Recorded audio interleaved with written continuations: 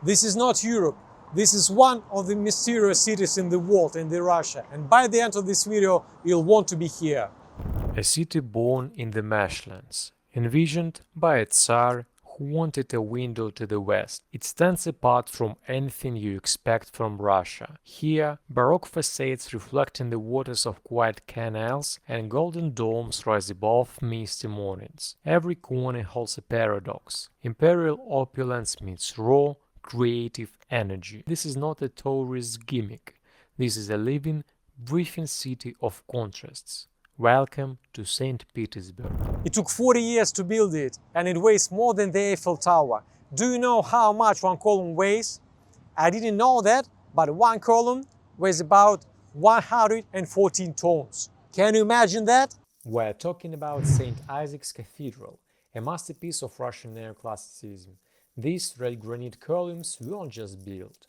They were engineered miracles. Each one was transported from quarries using massive sledges over frozen ground. Inside, you'll find mosaics made from semi-precious stones and a dome jeweled with over 100 kilograms of pure gold.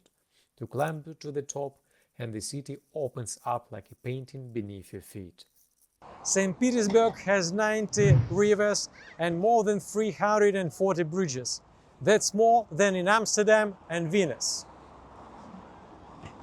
That's why they call it the Northern Venice. Built on over 40 islands, the city is wrapped in water. In the 18th century, nobles used gondola-like boats to get around. Today, you can still drift along the canals on a boat tour and see the city the way it was meant to be seen, from the water. At night, the bridges open up like great iron wings, letting ships pass and reminding everyone that the city lives with the rhythm of the river.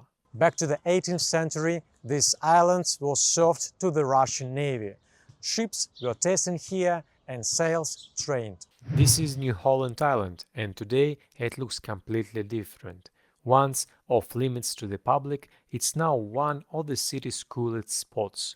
Think designers' cafes, weekend concerts, art exhibitions, and picnics on the grass. And right at the center, the old circular brick building called the Bottle. It used to be military housing and even a prison, and now it's full of life, color, and coffee. It's the perfect symbol of how St. Petersburg reinvents its past without erasing it. You will ask me, where are we now? What a beautiful place here.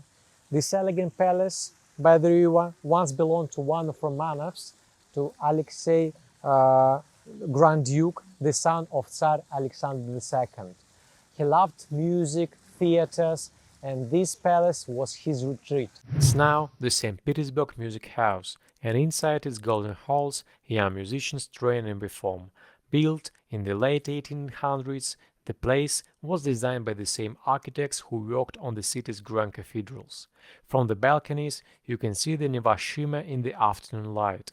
It's one of those places the guidebooks forget, but locals treasure. This is the Mariinsky Theater, one of the most famous theaters in the world. It's the place where the Russian ballet became most famous. Tchaikovsky, Rimsky-Korsakov, all their premieres were here. Even today, stepping inside feels like entering legend. The red velvet seats, the crystal chandeliers, the sound of the orchestra warming up, it's all still here. Dancers from all over the world dream of performing on this stage. The Mariinsky isn't just history, it's alive. And when the curtain rises, it doesn't matter if you're a tourist or a local. You feel the magic in your bones.